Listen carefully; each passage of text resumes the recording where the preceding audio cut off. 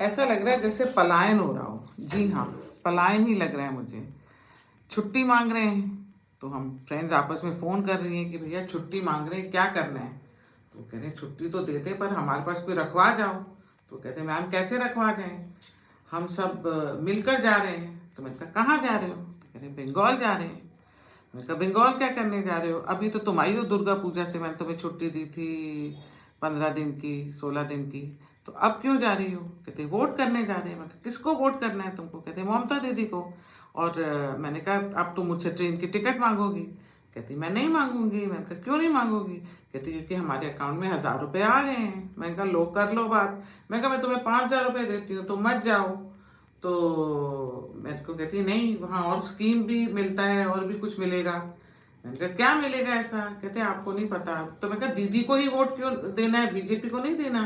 कहते नहीं। मैंने कहा क्यों? कहते दीदी हमारे लिए बहुत कुछ करी है। मैंने कहा क्या करी है? कहते हमारे अकाउंट में पैसे डले हैं, हमको राशन मिलता है, दाल मिलता है, ये मिलता है, वो मिलता है, सब बोला उसने। और बंगाल मतलब दीदी, दीदी मतलब बंगाल। अब मैंने कहा भैया तुम तो सही कह रही हो पर टिकट के भी पैसे आ गए तुम्हारे पास? कहते हाँ। तो मैं कहती हूँ कि जहाँ से बीजेपी की सोच खत्म होती है ना वेस्ट बंगाल के लिए, दीदी की वहाँ से शुरू होती है।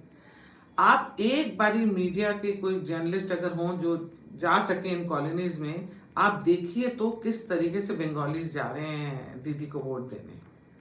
अब इसका कोई तोड़ है बीजेपी के पास? देखो, इसको आप करप्शन में नहीं कह सकते, इसको आप लालच देना नहीं कह सकते, क्योंकि हर पॉलिटिकल पार्टी करती है। आप देखिए ना, कोई स्कीम होती है वो इलेक्शन के पहले सबको स्कीम मिलने लग जाती है, पैसे डाले जाते हैं अकाउंट में, तो वो भी तो करप्शन में आएगी। हम सिलेक्टिव तो नहीं हो सकते। अब दीदी ये कर रही है, दीदी के लिए जो लोगों के मन में एक भाव है, एक दीदी के लिए रिस्पेक्ट बहुत है ममता दीदी के लिए बंगाल में। और हम लोग कहते हैं कि इन लोगों, ये लोग हिंदू हैं और इनको नहीं फर्क पड़ रहा कि मैंने बोला संदेश खाली में ये हुआ, आरजीकर हॉस्पिटल में ये हुआ, कुछ फर्क नहीं पड़ता इनको। इनको लगा ही नहीं कि दीज आर इम्पोर्टेंट इश्यूज। मैं कहा इतने हिंदू मारे जाते हैं, कुछ फ़र्क नहीं पड़ता। मैंने कहा वहाँ मुसलमान हो रहा है, दीदी उनको प्रेफरेंस देती है, इनको फ़र्क नहीं पड़ता। पता नहीं क्या है ये। तो कुछ तो किया होगा ना दीदी ने, इसका तोड़ निकाले बीजेपी अगर जीतना है तो। पता नहीं, मेरे को वेस्ट बंगाल इलेक्शन समझ ही नहीं आ रहा। कभी कभी तो पक्का लगता है बीजेपी जीत रही है और कभी कभी लगता है टी टी टैं हो रहा है। क्या होगा?